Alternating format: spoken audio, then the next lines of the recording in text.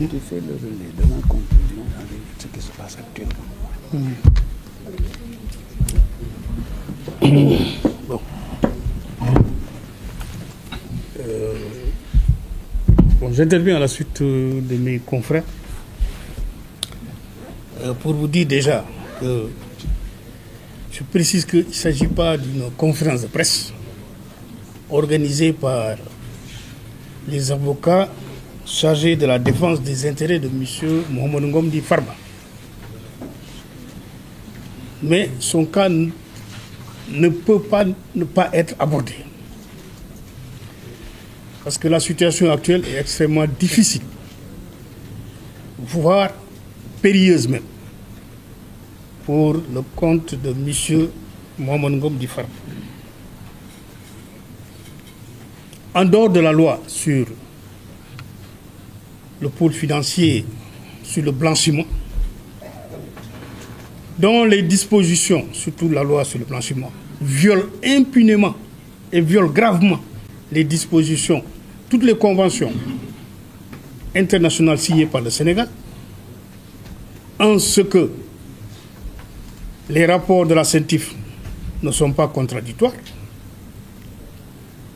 en ce que la personne mise en cause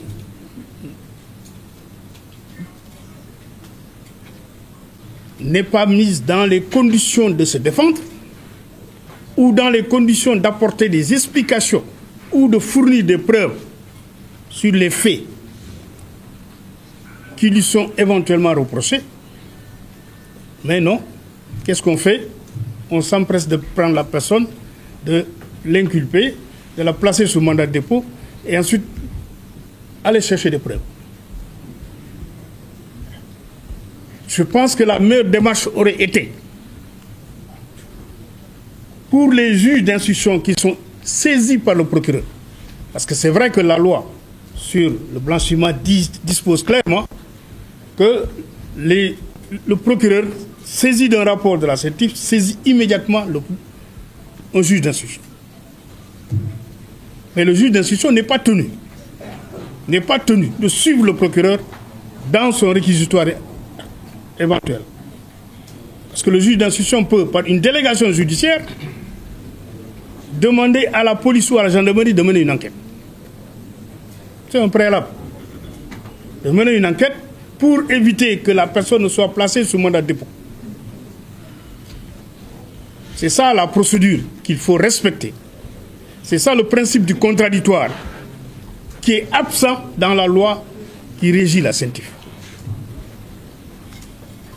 Mais que le code de procédure pénale a prévu, puisque le juge d'instruction saisi peut, par une délégation judiciaire, demander à la police ou à la gendarmerie, en tout cas à un officier de police judiciaire, de mener une enquête par rapport à un rapport de la CENTIF reçu contre telle ou telle personne.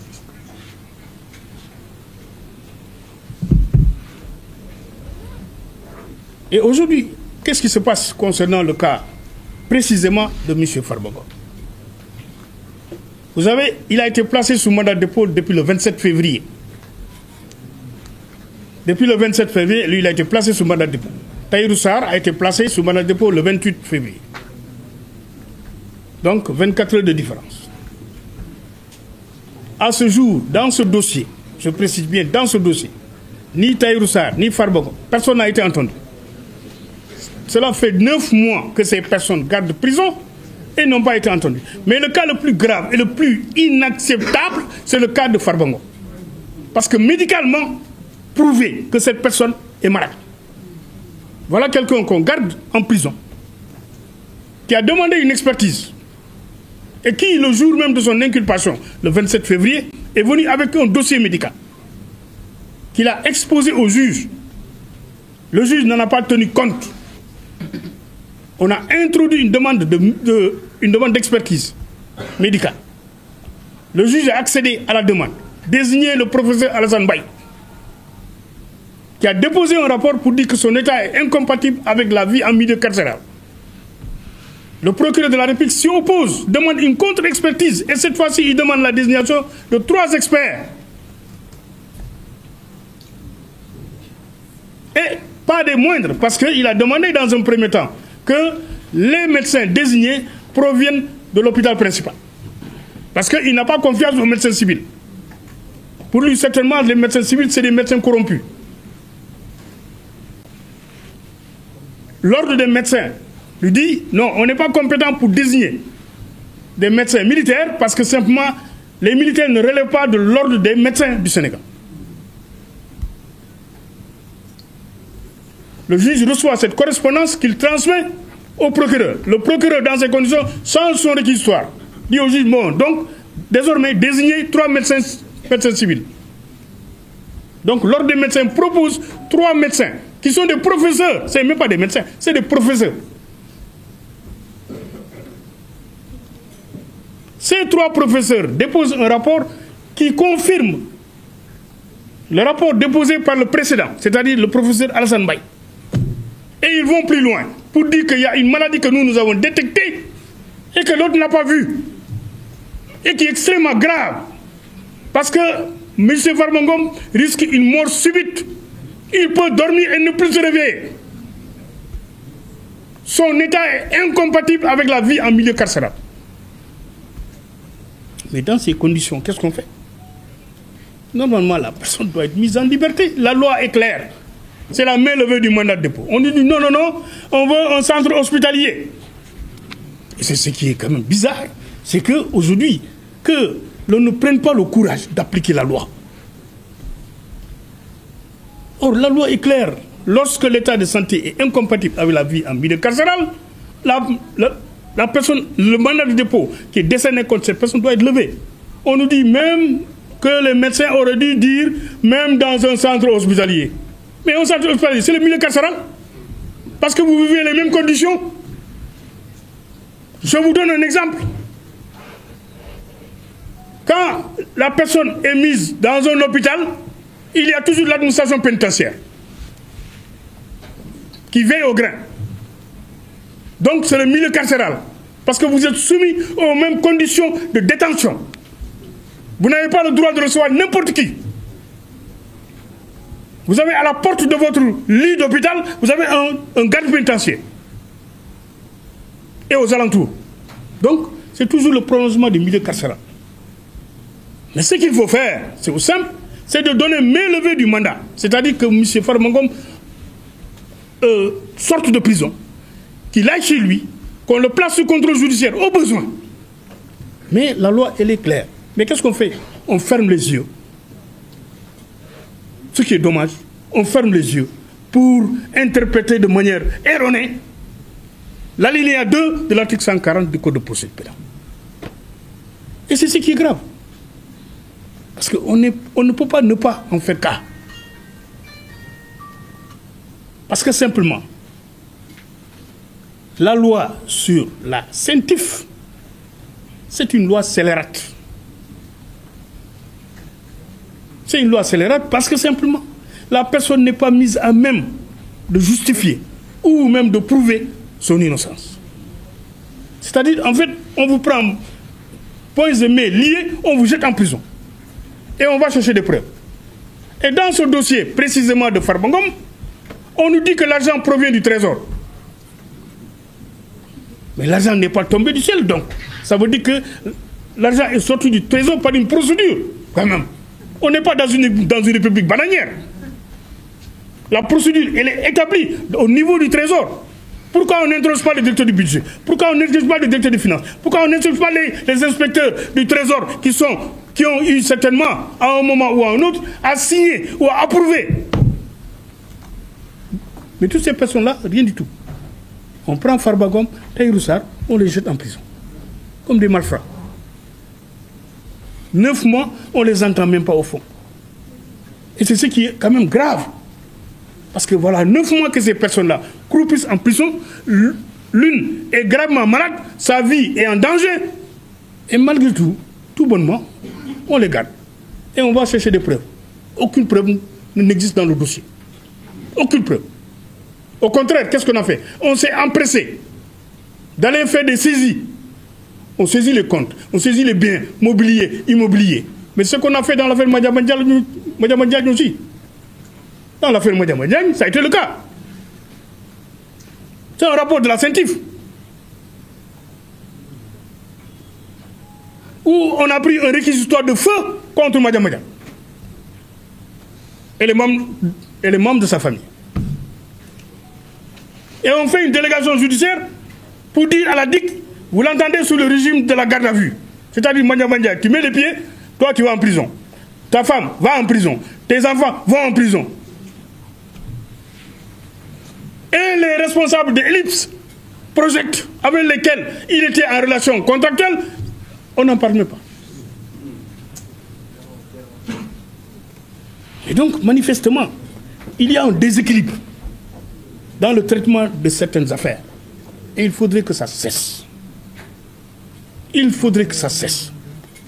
Le Sénégal a adhéré à beaucoup de conventions, notamment relatives aux droits de l'homme, au respect des droits de l'homme. On doit respecter les droits de l'homme. Les droits de la défense sont sacrés, nous dit la Constitution du Sénégal. C'est la loi fondamentale.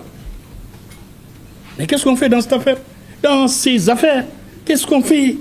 On piétine les droits de la défense. Et on ose crier, urbi et orbi, que le Sénégal est un état de droit. J'ai dit non. Le Sénégal a beaucoup reculé sur ce plan. Parce que le respect des droits de la défense, c'est de permettre à la personne de se défendre. C'est d'entendre la personne dans le plus bref délai. Que de garder une personne. Vous dites que la personne est poursuivie au même titre que son complice, entre guillemets, de 125 milliards. 125 milliards, c'est pas 125 000 francs. C'est pas 125 millions. C'est 125 milliards. Et qu'est-ce qu'on fait? Donc on vous garde pendant 9 mois.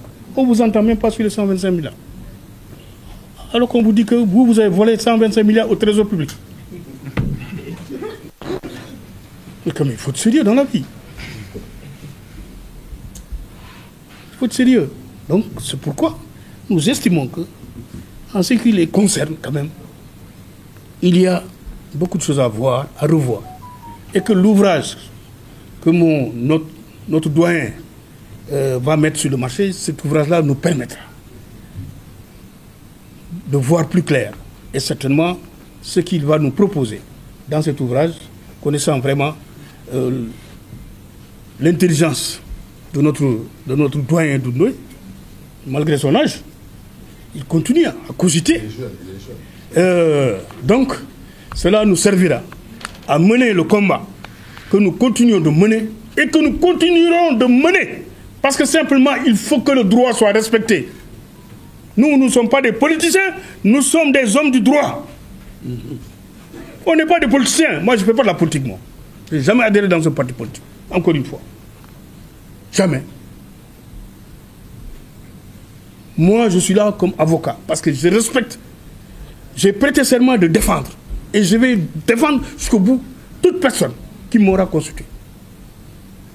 Donc, c'est pourquoi j'estime que dans toutes ces affaires, il y a lieu vraiment de revoir les textes et les propositions ou les suggestions qui seront faites par notre excellent confrère Medoundoy le seront pour le bénéfice du pays, d'une manière générale, mais aussi pour le bénéfice des praticiens du droit. Je vous remercie.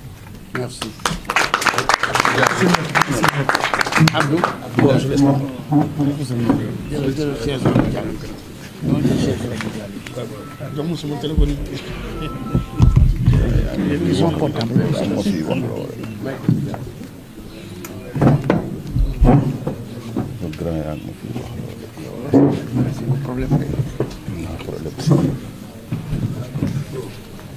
Alors, je vous remercie. J'avoue que je n'avais pas prévu de prendre la parole.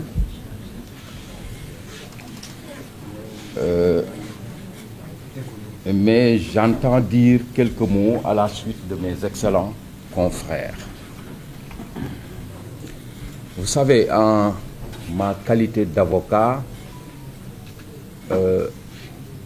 la justice de mon pays est l'objet de mon attention quotidienne.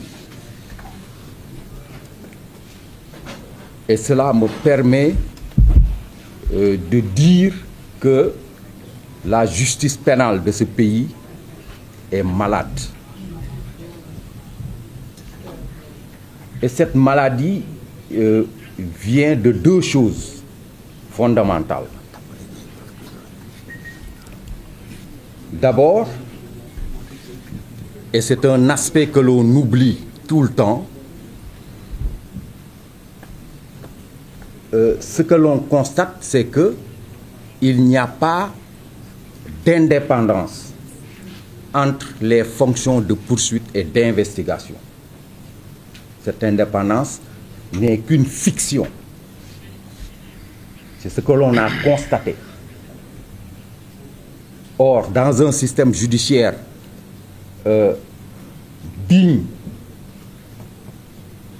il faut absolument que ce principe de l'indépendance des fonctions de poursuite et d'investigation soit clairement établi.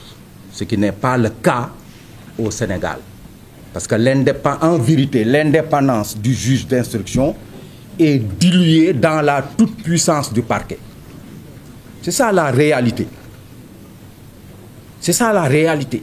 C'est pourquoi, très souvent, le juge d'instruction ne contredit pas le parquet. Ou en tout cas, c'est très rare. Et ça, je considère que c'est l'une des maladies qui gangrènent la justice pénale de notre pays.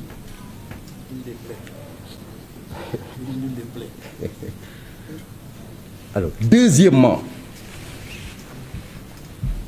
je considère que notre justice est confrontée, la justice pénale en particulier, est confrontée à un problème très sérieux. C'est la question de l'interprétation de nos lois de procédure et de nos lois de fond. Et ce que l'on constate, c'est que dans certains cas, volontairement ou non, il y a une interprétation paresseuse, si je puis m'exprimer ainsi, paresseuse de certains textes.